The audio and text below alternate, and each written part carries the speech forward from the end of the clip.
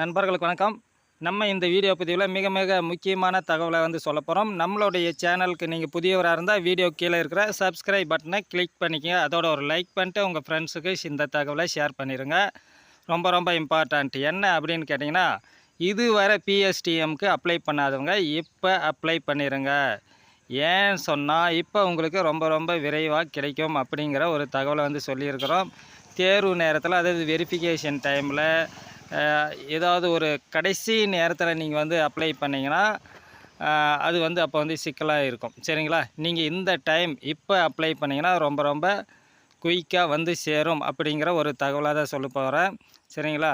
ஆக இந்த டைமில் நீங்கள் ஆன்லைனில் அதாவது சேவை மையத்தில் போய் அந்த பிஎஸ்டிஎம் சர்டிஃபிகேட்டுக்கு அப்ளை பண்ணிடுங்க அப்படிங்கிற தகவலை சொல்கிறோம். அதுக்குண்டான ஆதாரம் நமக்கு கிடைச்சிருக்கு. ரொம்ப குயிக்காக வந்துடும். அதுக்காக தான் சொல்கிறோம். கடைசி நேரத்தில் அப்ளை பண்ணி தவிக்க வேண்டாம். சரிங்களா?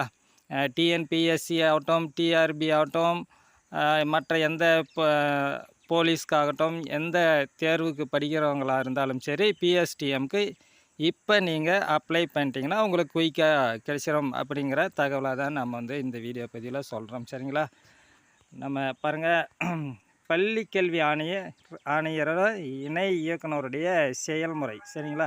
இதில் என்ன சொல்லியிருக்கக்கூடிய தகவல் அப்படின்னா, தமிழ் வழியில் படித்ததற்கான சான்றிதழ் பிஎஸ்டிஎம் கோரி சேவை மையங்கள் வாயிலாக பெறப்பட்ட விண்ணப்பங்கள் ஆன்லைன் வாயிலாகவே சரிபார்ப்பு செய்து சான்றிதழ் வழங்குதல் தொடர்பான செய்தி. சரிங்களா?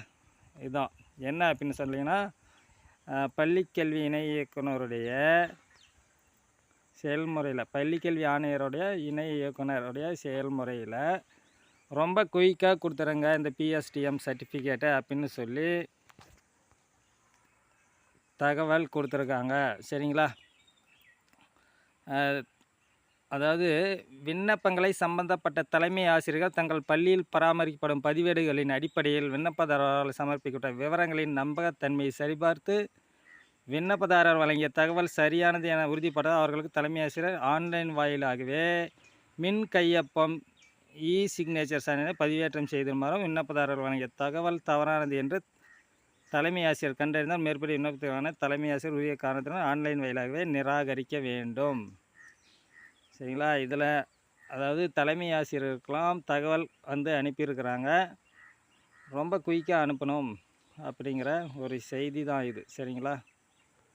கீழே கொடுத்துருக்காங்க.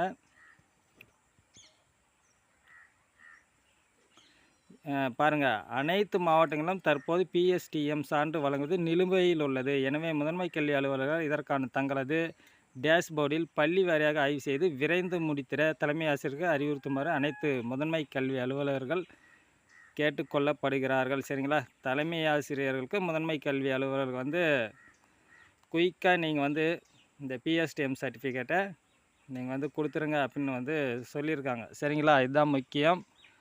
ஏற்கனவே நிறைய பிஎஸ்டிஎம் சர்டிஃபிகேட் வழங்குவது தொடர்பாக நிலுவையில் இருக்குது அப்படிங்கிற ஒரு செய்தி இருக்குது. சரிங்களா? இதிலே சொல்லியிருக்காங்க. அதனால தான் நீங்கள் முன்கூட்டியே இது வரைக்கும் அப்ளை பண்ணாத நண்பர்கள் இப்போ அப்ளை பண்ணிங்கன்னா உங்களுக்கு எவ்வளோ விரைவாக கிடைக்கணுமோ அவ்வளோ விரைவாக கிடைச்சிடும். சரிங்களா?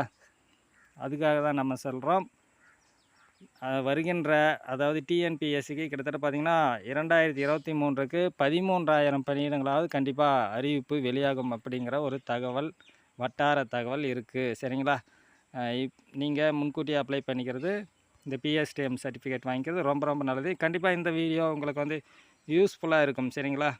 அதான் உங்கள் ஃப்ரெண்ட்ஸுக்கு ஷேர் பண்ணிடுங்க. நன்றி.